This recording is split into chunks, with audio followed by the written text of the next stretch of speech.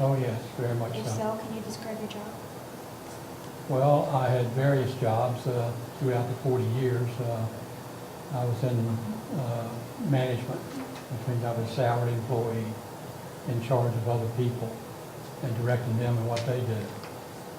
And first I worked in the primary mill, which is where they rolled the steel into slabs. And then I worked in the lube shop. I was in charge of the lube shop for 13 or 14 years.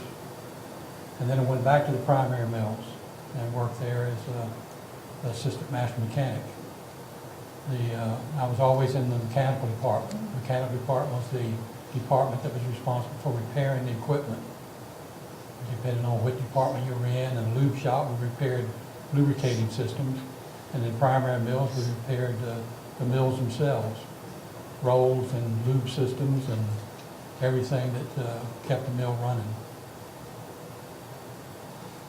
Looking back, would you trade your job at Bethlehem Steel for any other job? If so, what would it be? Well, after I left there, I worked for about 2 years with a company that was going around and looking at Bethlehem's operation to try to make it more efficient. And that's something I would have liked to have done more of during my career, if I'd had the chance. Did you have to wear a certain uniform? Yes, basically you had to wear long sleeves, and you had to wear a hard hat. Everybody wore a hard hat regardless of where they were, anytime you were outside.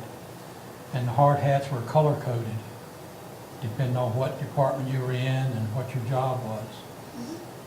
Since I was a supervisor, my hat was white.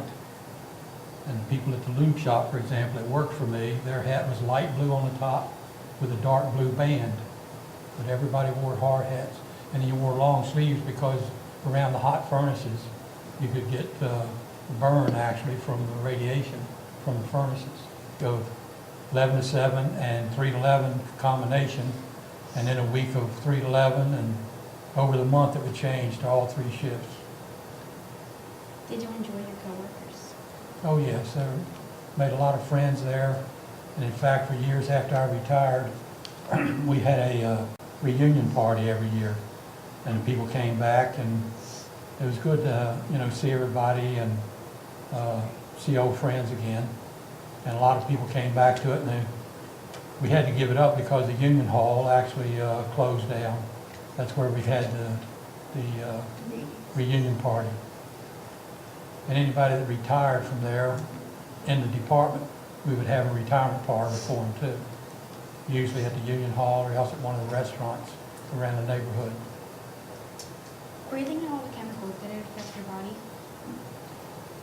Well, they could. That's one of the things you had to be aware of around there. And every morning we had a safety meeting with the people and reminded them of the various hazards and made sure they had their safety equipment properly. And if they went to a particular area like the coke ovens, where you were exposed to coke oven gas and various chemicals and plus heat, that you had to make sure they were dressed properly and had, some people wore dust masks in various areas to keep from breathing that.